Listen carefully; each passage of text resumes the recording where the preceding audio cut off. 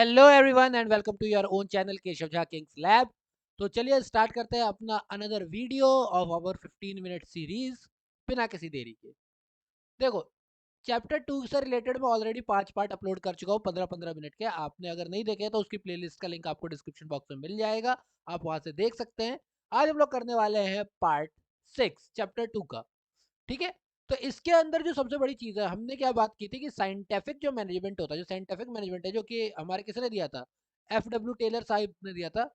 F W Taylor जी ने जो दिया था, उसमें उन्होंने कुछ टूल दिए थे। तो टूल में हमने दो कर लिए थे, स्टैंडर्डाइजेशन और सिंप्लीफिकेशन। आज हम लोग जो बात करने वाले हैं, उन्होंने कहा कि सबसे पहले ना आपको वर्क को स्टडी करना पड़ेगा। आपको क्या करना पड़ेगा भाई, जो काम हो रहा है ना आप उसको स्टडी करो। पहले पहले वर्क स्टडी करो। और वर्क को आप ऐसे स्टडी नहीं कर सकते। मैं आपको वर्क स्टडी करने के लिए भी 4 टूल देता हूँ। आप उन 4 पैरामीटर्स को टेस्ट करो, चेक करो, और उसके बाद अपने रूल्स बनाओ। तो उन्होंने कहा सबसे पहली बात तो ये देखो कि भैया मेथड स्टडी करो। मेथड स्टडी का करने का मतलब ये है कि किसी भी काम को करने के कई सारे तरीके हो सकते हैं, पर द बेस्ट वे, उस काम को करने का बेस्ट वे क्या है। तो objective of the method study is to find out the one best way of doing the job. One best way. किसी भी काम को करने के कई सारे तरीके हो सकते हैं, पर एक तरीका ऐसा होता है जो सबसे सही होता है। अगर आप लोगों ने द अल्टीमेट स्पाइडरमैन, हाँ, द अल्टीमेट स्पाइडरमैन करके एक एनिमेटेड सीरीज थी, उसमें देखा हो, तो एक एपिसोड था, उसके अंदर निक फ्यूरी ये डायलॉग बोलता है, the best wastage when there is no waste. इसका मतलब क्या है, किसी भी काम को करने का ऐसा तरीका हो सकता है जहां पर कोई भी वेस्टेज ना हो। कोई एक बेस्ट वे हो सकता है। Always there are different ways of doing a job. We have to access all the best access the best way based on the certain parameters. हमारा एक पैरामीटर होगा, उसे करने का जो सबसे सही तरीका होगा, हमें उसे ढूंढ के निकालना है। ठीक है, it may be with regard to the procurement of raw material और फाइनल प्रोडक्शन डिलीवरी। यानी कि ये चीज जो होता है, मेथड स्टडी आप किसी भी चीज के लिए कर सकते हो। रॉ मटेरियल कहाँ से आएगा उसके लिए भी कर सकते हो, प्रोडक्ट डिलीवरी के लिए कर सकते हो, प्रोडक्शन के लिए कर सकते हो। कोई भी जो काम है, हर काम के लिए ये कर सकते हो कि भाई इस काम को करने का सबसे बेहतर तरीका क्या है। जैसे कि फोर्ड मोटर जो है, वो क्या करती है, वो असेंबली लाइन का यूज करती है। वो कहते हैं कि भैया अलग अलग प्रोडक्ट अलग अलग जगह बना लो और एक जगह ला करके असेंबल कर दो। तो ये उनका मेथड स्टडी है। ठीक है, तो असेंबली लाइन को यूज करती है। समझ आया? तो मेथड स्टडी बताता है कौन सा काम कैसे करना चाहिए, द बेस्ट वे। देन आता है मोशन स्टडी। क्या इस काम की वजह से आपको बार बार पॉइंट ए से पॉइंट बी तक जाना पड़ रहा है? ठीक है, आपका कितना मोशन, आपके ऑफिस, आपका इतना बड़ा ऑफिस है, आप यहाँ काम करते हो, आपको अपने काम से रिलेटेड कितनी बार ऑफिस में घूमना पड़ता है। ये है मोशन स्टडी। अब पता करो कि एक इंसान कितना मोशन कर रहा है अपने काम को लेकर के। क्या वो सारा मोशन जो है वो इंपॉर्टेंट है, वो जो जितना घूम रहा है वो इंपॉर्टेंट है, या फिर उसे एलिमिनेट किया जा सकता है। यही आता है मोशन स्टडी के अंदर। Making through analysis of various motions being performed by a worker while doing a particular task. जैसे हो सकता है कि वो लंच टाइम पे लंच करने के लिए मूव करे, वो वॉशरूम जाने के लिए मूव करे। अच्छा, क्या अगर आप लोगों ने वो देखी हो, एक ना हिडन फिगर्स करके एक नंबर है, आई थिंक हिडन नंबर्स करके एक मूवी है। अगर आप लोग देखोगे, काफी अच्छी मूवी है। वो नासा के ऊपर है कि जब नासा ने अपना पहला स्पेस रॉकेट भेजा था विद ह्यूमन इन स्पेस, तो उसके ऊपर कहानी है। उसके अंदर क्या होता है, एक लड़की होती है, वो फीमेल होती है वहां पर, और ब्लैक फीमेल होती है। ऑफकोर्स अमेरिका की बात करो तो उस टाइम पे तो ये बहुत सारी चीजें चलती थी ना। तो ब्लैक फीमेल होती है, तो जिस बिल्डिंग में वो काम करती है उस बिल्डिंग में उसके लिए कोई वॉशरूम नहीं होता। तो वो ना 30 मिनट्स लेती है वॉशरूम जाने करके वापस आने के लिए। 30 मिनट्स की मूवमेंट होती है उसकी। जब उसके बॉस को ये बात पता चलती है तो वो ऑफिस के अंदर का ही वॉशरूम चेंज कर देता है। ये क्या है, मोशन स्टडी। उसे पता चल गया था कि ये जो मूवमेंट हुई है ये फालतू की है, इसका कोई अनप्रोडक्टिव है। तो उसने क्या किया, उसे एलिमिनेट किया। यही है मोशन स्टडी। ठीक है, क्या है, तो पर्टिकुलर टास्क को करने के लिए आपको कितना मोशन करना पड़ रहा है। आप ये पता करो कि मूवमेंट आइडियल कितना है और अनआइडियल कितना है। जो अनप्रोडक्टिव मूवमेंट है आप उसे क्या करो, डिलीट करो, एलिमिनेट करो। ठीक है, तीसरा जो होता है, देखो किसी भी काम को करने का सबसे सही तरीका होगा तो कोई एक ऐसा तरीका भी होगा जिसमें सबसे कम टाइम लगेगा। ठीक है, तो इसके लिए क्या होता है, इससे हम ये पता करते हैं कि किसी भी काम को डिटरमाइन करने का एक स्टैंडर्ड टाइम होता है।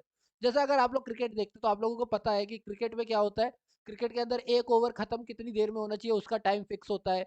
एक बैट्समैन आउट हुआ है तो दूसरा बैट्समैन कितनी देर के अंदर क्रीज के अंदर आ जाना चाहिए इसका होता है। बैटिंग कब स्टार्ट हो जानी चाहिए इसका होता है। 10 ओवर के लिए कितना टाइम मिलेगा वो होता है ना। तो इस टाइप से क्या होता है, अलग अलग स्टडी है, स्टैंडर्ड टाइम सेट किए जाते हैं।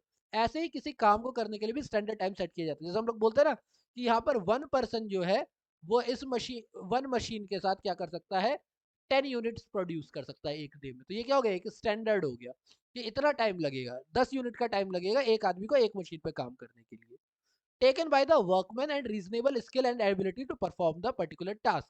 तो ये क्या बताता है, कितना टाइम लगेगा एक ढंग से, जिस इंसान को काम आता है उस इंसान को ये काम करने में स्टैंडर्ड कितना टाइम लगेगा। ठीक है। तो इसमें क्या होता है, जॉब को अलग अलग सीरीज में बांटा जाता है, अलग अलग एलिमेंट में बताया जाता है, और हर एक को कंप्लीट करने के लिए टाइम कितना लगेगा वो बताया जाता है। एक अप्रोच बता दिया जाता है, और इसके लिए स्टॉप वॉच यूज की जाती है। ठीक है, कि ये कितनी देर में ये काम कर सकता है। अगर आपने वो देखी है rise of the planet of the apps, अगर आपने देखी तो rise of the planet of the apps के अंदर वो एक ना, मेरे ख्याल से पता नहीं कौन सा पिलर कहते हैं उसे, उसकी गेम यही होती है कि 3 डंडे होते हैं, उसमें अलग-अलग गोले लगे हुए होते हैं, और आपको ना सारे एक के ऊपर एक सेट करने हैं। प्रॉब्लम ये है कि आप एक बार में किसी एक को ही मूव करवा सकते हो, और नीचे वाला हमेशा बड़ा होना चाहिए और ऊपर वाला उससे छोटा होना चाहिए, जितनी बार भी मूवमेंट हो। तो ऐसा तो वो लोग स्टॉप वॉच का यूज़ करके देखते हैं कि एक एप जो है कितने टाइम में कर रहा है, तो वो क्या है, वो स्टैंडर्ड टाइम हो गया। ठीक है? टाइम स्टडी का मतलब ये है कि कोई काम कितने मिनिमम कितने टाइम में एकदम सही तरीके से हो सकता है। इससे पता चल जाता है कि हमें कितने नंबर ऑफ वर्कर चाहिए, इससे ये पता चल जाता है कि हम कितना इंसेंटिव रख सकते हैं, इससे हमें लेबर की कॉस्ट निकालने में हेल्प होती है। और चौथा काम ये है कि आप ये पता करो कि एक इंसान आपका काम करने में थक कितना रहा है। फटीग स्टडी, थकने की बात हो रही है यहाँ पर, कि उसे कितने टाइम पे चाहिए। अगर आप लोगों ने घर पे काम करवाया हुआ है, आप लोगों के घर पे लेबर वगैरह काम करने के लिए आते हैं, मिस्त्री वगैरह आते हैं, तो आपने देखा होगा 9 बजे आते हैं, उनको 11 बजे टी चाहिए, 2 आवर्स के बाद उन्हें एक 15 मिनट का ब्रेक चाहिए टी के लिए। ये खत्म होता है, फिर 2 आवर के बाद एक और उन्हें ब्रेक चाहिए, 1 बजे के करीब वो 1 से 2 का ब्रेक लेते हैं। ठीक है, 2 से 1 से 2 का या 1 से डेढ़ का ब्रेक लेते हैं। फिर 2 बजे से जाते हैं, फिर उन्हें 4 बजे एक 15 मिनट का ब्रेक चाहिए टी के लिए, फिर से 2 आवर्स का एक ब्रेक, 2 आवर्स के बाद एक ब्रेक चाहिए, एंड आफ्टर दैट 6 बजे वो वहाँ से चले जाते हैं। 8 घंटे का काम कर रहे हैं, लेकिन 8 घंटे के काम में उन्हें क्या चाहिए, थोड़ा-थोड़ा ब्रेक चाहिए। क्योंकि इंसान लगातार काम नहीं कर सकता, फटीग आ जाएगा। तो इसीलिए ये पता करना बहुत ज़रूरी है कि एक काम को करने के लिए उन्हें कब-कब रेस्ट चाहिए, कितने इंटरवल पे उन्हें रेस्ट चाहिए और कितना रेस्ट चाहिए। तो determine the amount and frequency of the rest interval required for completing a task that maximum productivity can be achieved. ये है आपका फटीग स्टडी के अंदर। डन। देन आता है हमारा differential price wage system. Differential price wage system का मतलब ये है, देखो एक सीधी सी बात है, मेरे पास दो लेबर है, लेबर ए है, लेबर बी है। लेबर ए एक दिन में 10 यूनिट बनाता है, और लेबर बी एक दिन में 8 यूनिट बनाता है। तो ये इंसान 10 यूनिट क्यों बनाएगा, अगर इसे पता है कि अगर 8 यूनिट बनाने पर भी मुझे 6,000 रुपए मिल रहे हैं, और 10 यूनिट बनाने पर भी मुझे 6,000 रुपए मिल रहे हैं, तो ये कहेगा नहीं कि यार मैं क्यों बनाऊं, मैं 8 यूनिट बनाऊं क्यों ना, मैं थोड़ा कम काम क्यों ना करूं, मैं 10 यूनिट क्यों बनाऊं। आएगी ये बात। इसीलिए डिफरेंशियल प्राइस वेज सिस्टम जो है बहुत इंपॉर्टेंट है। इसमें आप इंसेंटिव देते हो, इसमें आप एक मिनिमम टास्क सेट कर देते हो कि भैया देखो ऐसा है, 9 यूनिट तो सबको बनानी है, 9 यूनिट तो आपको बनानी ही बनानी है, आप 9 यूनिट बनाओगे तो ही आपको ये प्राइस मिलेगा। हाँ, जो इंसान 9 से प्लस चला जाएगा, 10 बनाएगा, 11 बनाएगा, फिर हम उसे क्या करेंगे, इंसेंटिव देंगे, चाहे 50 रुपए पर पीस दे दे, 5 रुपए पर पीस दे दे, 10 रुपए पर पीस दे दे। तो 9 यूनिट तो आपको बनाने ही बनाने हैं, उसके ऊपर आप जितना बनाओगे वो उसका आप इंसेंटिव मिलेगा। तो ये डिफरेंशियल पीस वेज सिस्टम है कि आप पीस वाइज क्या कर रहे हो, रेट बना रहे हो। Evolve a system where in the efficient and inefficient worker are paid at different rate. भाई सीधी बात है, एफिशिएंट होने का कुछ तो फायदा उठाएगा, इसको हम लोग फाइनेंशियल इंसेंटिव कहते हैं। इसमें फाइनेंशियल, वही मैंने बताया पैसों की बात, 50 रुपए आप उसे एक्स्ट्रा देते चलो, तो वो क्या है, फाइनेंशियल इंसेंटिव मिल रहा है, उसे मोटिवेशन मिलेगा। एक स्टैंडर्ड टास्क किया जाता है, उसके लिए एक टाइम दिया जाता है, मोशन स्टडी की जाती है, और 2 रेट एस्टेब्लिश किए जाते हैं। ठीक है, जब हायर तब मिलेगा जब स्टैंडर्ड आउटपुट प्रोड्यूस हो जाएगा, और लोअर तब मिलेगा जब स्टैंडर्ड आउटपुट नहीं किया जाएगा। आजकल आप लोग बहुत सारे, अभी आप लोग कॉर्पोरेट वर्ल्ड में जाओगे तो आपको बहुत सारी जगह मिलेगा जिसको हम लोग बोलते हैं टारगेट।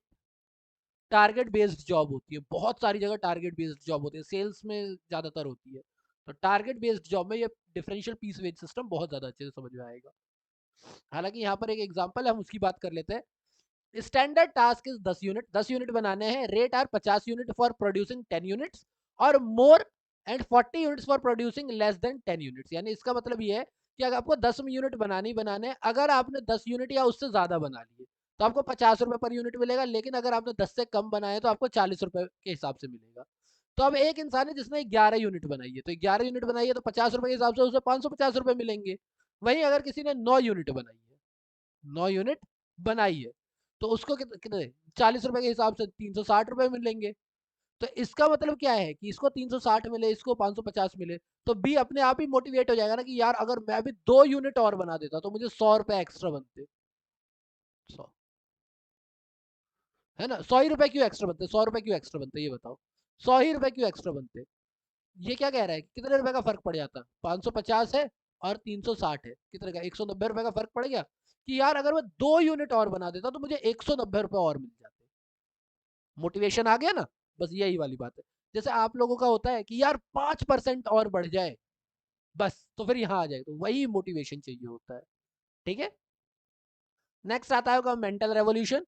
इसके अंदर क्या है कि it involves a complete change in mental outlook and attitude of worker. आपको बहुत जरूरी है कि आपके वर्कर आपके लिए काम करें, उनका एटीट्यूड ये ना हो कि अबे यार ये तो मजदूरी करवा रहा है, नहीं, उनका एटीट्यूड चेंज होना चाहिए।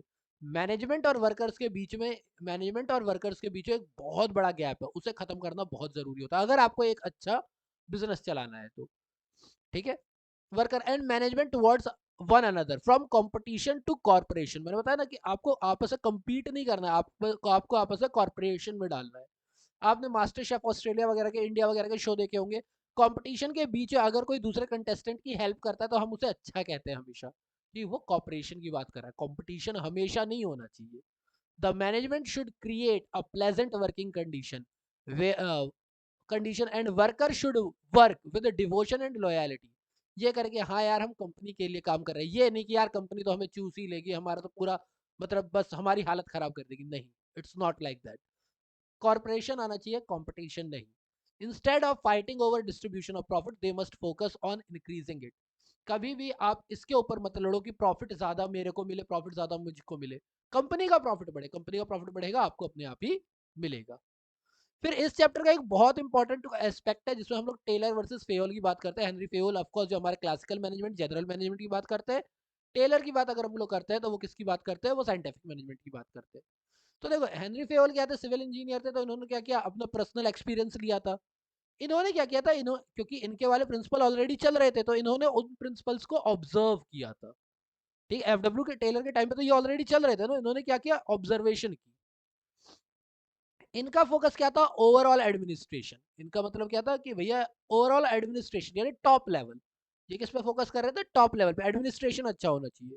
इन्होंने कहा प्रोडक्टिविटी अच्छी होनी चाहिए, तो प्रोडक्टिविटी कहाँ पे आती है, लो लेवल। तो हेनरी फेयोल ने जनरल मैनेजमेंट और एडमिनिस्ट्रेशन की बात की, जबकि इन्होंने सब ऑर्डिनेट्स की बात की। एप्लीकेबिलिटी की बात अगर हम लोग करते हैं, एप्लीकेबिलिटी की अगर बात करते हैं तो जनरल मैनेजमेंट हर जगह होते हैं। ये कुछ स्पेशलाइज्ड सिचुएशन में ही काम करेंगे, इनके हर जगह नहीं आ सकते। हालांकि बहुत जगह होता है बट नहीं, हर जगह नहीं। मैंने क्या बताया, पर्सपेक्टिव इनका टॉप लेवल मैनेजमेंट, इनका लोअर लेवल या शॉप फ्लोर लेवल, इनके हिसाब से था। नेक्स्ट की बात करते हैं। तो अगर पर्सनैलिटी की बात करें तो वो क्या कर रहे थे, वो प्रैक्टिशनर थे, यानी कि उन्होंने क्या किया, अपना एक्सपीरियंस लिया, ट्राई किया, एरर आया, फिर ट्राई किया, फिर एरर आया, इसीलिए फादर ऑफ जनरल मैनेजमेंट हुआ। इन्होंने कहा भैया नहीं, ट्रायल एंड एरर नहीं चाहिए, मैं पहले पूरी रिसर्च करूंगा, पूरी रिसर्च करूंगा, इसीलिए इनकी पर्सनैलिटी साइंटिस्टों वाली थी और इन्होंने स्पेसिफिक साइंटिफिक मैनेजमेंट बनाया। ह्यूमन एलिमेंट की बात करें तो इन्होंने प्रिंसिपल ऑफ इक्विटी और स्टेबिलिटी ऑफ टेन्योर की बात की, कि भैया जिसको जैसा काम है वैसा मिलना चाहिए पैसा। इक्विटी की सबको, किसी को भी रेस कास्ट के हिसाब से वो नहीं करना चाहिए, डिस्क्रिमिनेट नहीं करना चाहिए। और एक बार जब आप किसी को नौकरी पर रखते हो तो उसके टेन्योर को स्टेबल करो। ठीक है। जबकि इन्होंने क्या कहा, इन्होंने कहा प्रोडक्शन पे मेन ध्यान दो, ह्यूमन एलिमेंट के ऊपर तो इन्होंने बस एक ही बात कही कि कॉपरेशन की जगह, वो सॉरी, कंपटीशन की जगह कॉपरेशन आना चाहिए। तो टेलर साइंटिफिक थे तो ये ज्यादातर प्रोडक्शन की बात करते थे, ह्यूमन एलिमेंट की इतनी बात नहीं करते थे। एम्फेसिस की बात करें तो इन्होंने जनरल थ्योरी ऑफ एडमिनिस्ट्रेशन की बात की है, तो इन्होंने स्टैंडर्डाइजेशन पे थोड़ा सा काम किया है कि भैया स्टैंडर्ड होना चाहिए आपके काम का। इन्होंने कहा कि भैया साइंटिफिक मैनेजमेंट है तो ये उल्टा लिखा है, नहीं सही तो लिखा है, emphasis on principle and theory of general administration. तो इनका क्या था कि इन्होंने कहा कि नहीं यार जनरल एडमिनिस्ट्रेशन पे इतना नहीं है, मेन साइंटिफिक मैनेजमेंट पे काम करते हैं, हम उस पे एम्फेसिस ज्यादा देंगे, सबके ऊपर काम करने की जरूरत नहीं है। यूनिटी इन कमांड, इनका क्या था? Staunch proponent that order should be receive from one boss. Unity of command मैंने बताया था ना क्या है, कि अलग अलग लोग हैं लेकिन उन्हें क्या, एक ही इंसान से ऑर्डर लेना है, दैट इज। इन्होंने नहीं कहा कि, इन्होंने क्या कहा कि फंक्शनल फोरमैनशिप जरूरी है, यानी कि कई सारे वर्कर हैं, मैं मानता हूँ कई सारे वर्कर हैं, लेकिन यहाँ पर 8 फोरमैन है और हर एक वर्कर इन 8 से लेगा। हमने पढ़ा था ना भी ऑपरेशनल, यानी इन्होंने क्या कहा कि 8 आपको ऑर्डर देने वाले 8 लोग हैं, 1 2 3 4 5 6 7 8, 8 लोग हैं और हर वर्कर जो है इन 8 से ऑर्डर लेगा। ये ऑपरेशनल लेवल के थे और ये प्लानिंग लेवल के थे, ठीक है। प्लानिंग लेवल, ऑपरेशनल लेवल, याद रखना यहाँ पर। ये क्लर्क है, ये बॉस है, ठीक है, ये याद रखना। एंड दैट्स इट, ये चैप्टर यहाँ पर एंड होता है। आई होप आपको चैप्टर पूरा समझ में आ गया होगा। अगर चैप्टर समझने में कोई भी दिक्कत है तो प्लीज मुझे बता देना कमेंट करके, मैं उस पॉइंट को क्लियर कर लूंगा। टिल देन बी हेल्दी, ठंड काफी हो रखी है, सो अपना ख्याल रखो and thank you for your time.